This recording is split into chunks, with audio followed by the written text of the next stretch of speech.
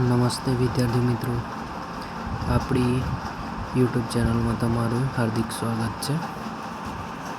આ ચેનલને તમે સબસ્ક્રાઈબ ન કરી હોય તો પહેલાં સબસ્ક્રાઈબ કરી દો અને તમારા મિત્રોને શેર કરી દો. બરાબર. આપણી ચેનલનું નામ છે જીપીએસસી પ્રિપેરેશન. બરાબર. અહીંયા છે જીપીએસસી પ્રિપેરેશન.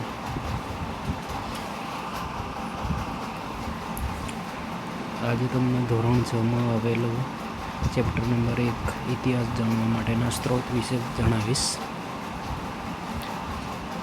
એનો ઇતિહાસ જાણવા માટે આપણી પાસે સ્ત્રોત આપેલા છે: જૂની ઇમારતો, પથ્થરો, ઈંટો, ઓજારો, ખોરાકના નમૂના, મનુષ્ય અને પ્રાણીઓના હાડકાં, તાડપત્ર, ભોજપત્ર, અભિલેખ, સિક્કા, તામ્રપત્ર, પ્રવાસન સ્થળ વગેરે દ્વારા આપણે ઇતિહાસ જાણી શકીએ છીએ.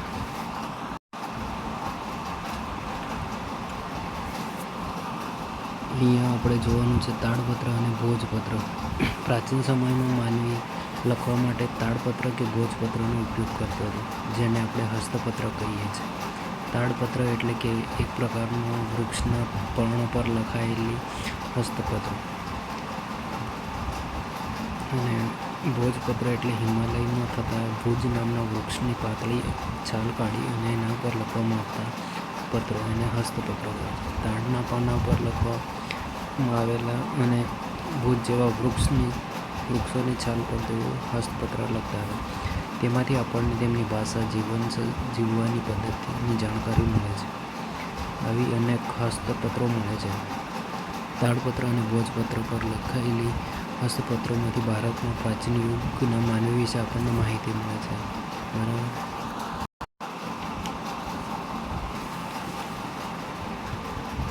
પ્રાચીન સમયમાં લખાયેલા આવા હસ્તપત્રો મંદિરો અને મઠોમાં અત્યાર સુધી સચવાયેલા છે.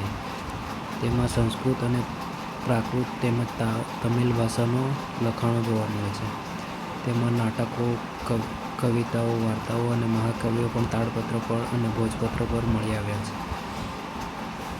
તે પોથી સ્વરૂપે પણ સચવાયેલી છે, જેમાં ધાર્મિક રીતિરિવાજો, સામાજિક માન્યતાઓ, રાજાઓની જીવનશૈલી, વિજ્ઞાન, શિક્ષણ, દવાઓ, પ્રાણીઓ વિશે મોટા પ્રમાણમાં માહિતી મળે છે.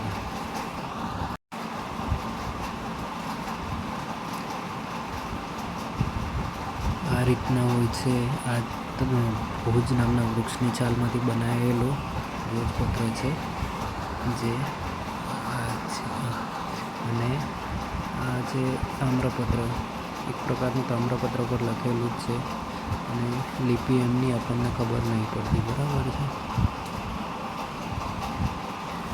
અભિલેખો વિશે વાત કરીશું હવે.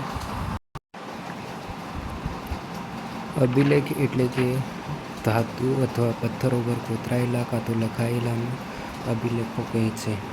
આપણે અભિલેખો પરથી પણ ઇતિહાસ જાણી શકીએ છીએ. રાજા પોતાના આદેશો શિલાઓ પર કોતરાવી પ્રજાને સંવાદ કરતા હતા. એટલે કે રાજાઓ તેમના કામગીરીઓ પથ્થરો કાં તો પછી શિલાઓ પર કોતરાવીને લોકોમાં વાંચી શકે એ રીતે કરતા હતા. પ્રાચીન ભારતના અનેક રાજાઓ અને રાણીઓ તેમના રાજ્યના વિજય, ધર્મ, સંસ્કૃતિની માહિતી આપવા માટે અભિલેખો પર અંકિત કરાવે. આવા શિલાલેખો અને અભિલેખો પર લખાયેલા લખાણો લાંબા સમય સુધી ટકી રહે છે. તાડપત્રને આપણે જે ભોજપત્ર અને તાડપત્ર ઉપર લખાયેલા લેખો છે એ લાંબો સમય સુધી રહેતા નહીં, એટલે કે અભિલેખો પર કોતરવામાં આવતા હતા લેખો. અશોકનો શિલાલેખ ખૂબ જ જાણીતો છે. તે ક્યાં આવેલો છે ખબર છે તમને? આ છે અશોકનો શિલાલેખ, જે જૂનાગઢમાં આવેલો છે. એના પછી આવશે તામ્રપત્ર. તાંબાના પતરા ઉપર કોતરીને લખવામાં આવતું લખાણ એટલે કે તામ્રપત્ર. અનેક રાજાઓ પોતાના વહીવટી તંત્ર અને દાનની માહિતી તામ્રપત્ર ઉપર કોતરાવતા હતા. ગુજરાતમાં આવા તામ્રપત્રની મોટી સંખ્યા મળી આવી છે, જેમાંથી રાજાના નામ, તેના ધર્મ, વહીવટી તંત્ર અને દાન ધર્મની વિગતો મળે છે. આવા તામ્રપત્રોની એક પાટણમાં આવેલ હેમચંદ્રાચાર્ય જૈન મંદિર તેમજ LD institute of Indology Navrangpura Ahmedabad ખાતે, ભોજ અધ્યયન અને સંશોધન વિદ્યાભવન અમદાવાદ ખાતે, શ્રી મહાવીર જૈન આરાધના કેન્દ્ર કોબા ગાંધીનગરમાં સચવાયેલા છે. એટલે આવા તામ્રપત્રો તે જગ્યા ઉપર સાચવીને રાખવામાં આવેલા છે. પછી સિક્કાઓ આવશે. એ ટાઈમે રાજાઓ સિક્કાઓ પણ છપાવતા હતા. સિક્કા ઉપરથી પણ આપણે ઇતિહાસની માહિતી મળી શકે છે. સિક્કા ઉપર રાજા પોતાનું નામ, તેના ધર્મ, સંસ્કૃતિ તથા તેના સમયનું કેવું કાર્યો હતા તેવી વગેરે માહિતી મળે છે. ભારતમાં ઈસવીસન પૂર્વે 5મી સદીમાં પંચમાર્કના સિક્કા મળી આવ્યા છે, જે સૌથી જૂના સિક્કા છે. આ સિવાય ગ્રીક રાજાઓ, મૌર્યકાળ અને ગુપ્તકાળ યુગના અનેક સોના, ચાંદી, તાંબાના સિક્કા જે તે રાજ્યની સામાજિક, ધાર્મિક, આર્થિક અને રાજકીય માહિતી આપે છે. અલગ અલગ પ્રકારે રાજા પોતાના સિક્કાઓ બનાવતા હતા. અહીંયા તમે જોઈ શકો છો.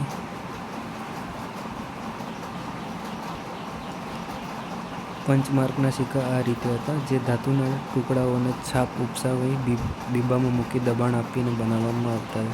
એટલે કે કોઈ એક પ્રકારનું બીબું હોય છે, એમાં બીબામાં ધાતુનો ટુકડો મૂકી અને તેના પર છાપ ઉગાડવામાં આવતી હતી. બરાબર.